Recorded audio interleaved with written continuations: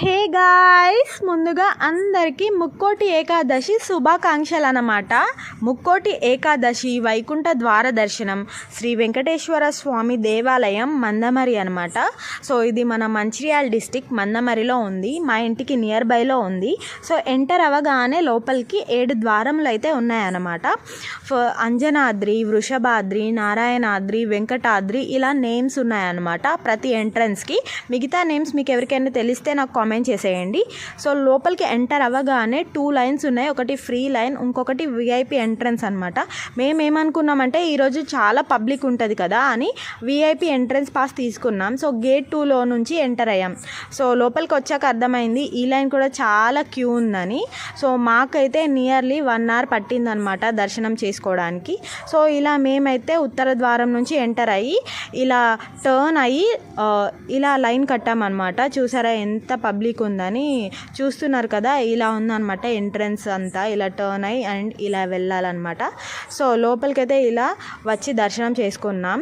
And చూసారా ఆ స్వామి వారు ఎంత చక్కగా ఉన్నారో. సో ఇలా కూర్చున్నట్టుగా ఉన్నాడనమాట. ఈరోజు దర్శనం ఇస్తున్నాడు మనందరికీ. సో దర్శనం అయ్యాక మేమైతే ఇక్కడ అర్చన చేసుకున్నాం మేము పూజారితో. సో ఇలా అర్చన అయిన తర్వాత మాకైతే ఇక్కడ ప్రసాదమ్స్ ఇస్తున్నారనమాట. సో నాకు ఒకటి అర్థం కాలే, యూట్యూబ్ షార్ట్స్లో, ఇన్స్టా షార్ట్స్లో చెప్తున్నారు కదా ఈరోజు రైస్ అనేది కంప్లీట్గా తినకూడదు అని, ఈరోజు ఒక్కరోజైనా తినకూడదు అని. నాకైతే అర్థం కాలే, కానీ టెంపుల్లో పెట్టారు కదా, నేనైతే ఖచ్చితంగా తినేసాను అనమాట.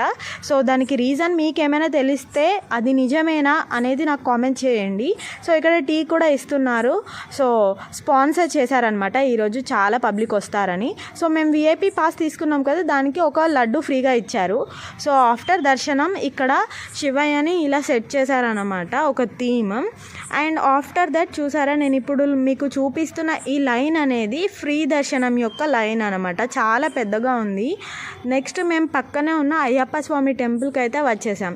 సో ఈ టెంపుల్లో ఎంటర్ అవ్వగానే వినాయక స్వామి, ఆ తర్వాత శివయ్య, అండ్ శివయ్య వెనకాల ఇలా వెంకటేశ్వర స్వామి ఇలా ఉన్నాడనమాట. సో లోపలికి రావడంతోనే చాలా బంతి పూలతోని అలాగే డిఫరెంట్ ఫ్లవర్స్తోని అయ్యప్ప స్వామిని డెకరేట్ చేశారనమాట. అయ్యప్ప స్వామి టెంపుల్ కూడా చాలా బాగుంది అండ్ చాలా బాగా వైబ్ ఉండే. నాకైతే అయ్యప్ప స్వామి పడి పూజ అంటే చాలా ఇష్టం. సో ఈ టెంపుల్లో కూడా ఇలా డెకరేట్ చేశారనమాట, చాలా బాగా అనిపించింది. And compare to last year, ఈ ఇయర్ అయితే చాలా పబ్లిక్ ఉండే. నేను ఎక్స్పెక్ట్ చేయలేదు ఇంత పబ్లిక్ ఉంటుందని. సో నేను లాస్ట్ ఇయర్ కూడా వెళ్ళాను, కానీ ఈ ఇయర్ ఉన్నంత పబ్లిక్ లేదు. సో ఇక్కడ ఈ టెంపుల్లో కూడా రైస్ రిలేటెడ్ ప్రసాదం అయితే పెట్టారు. ప్లీజ్ గైస్, మీకు ఏమైనా తెలిస్తే నాకైతే కామెంట్ చేయండి ఈరోజు తినకూడదా అని. సో మీకు ఇక్కడ చూపిస్తున్నాను కదా ఈ టెంపుల్లో ఏమేమి ఉన్నాయి అనేది మీకు ఇక్కడ లాస్ట్లో మెన్షన్ చేస్తున్నాను. అండ్ నచ్చితే నా ఛానల్ని ఖచ్చితంగా సబ్స్క్రైబ్ చేసి ఇలాంటి మంచి వీడియోస్తో మీ ముందుకు వస్తాను. So stay tune.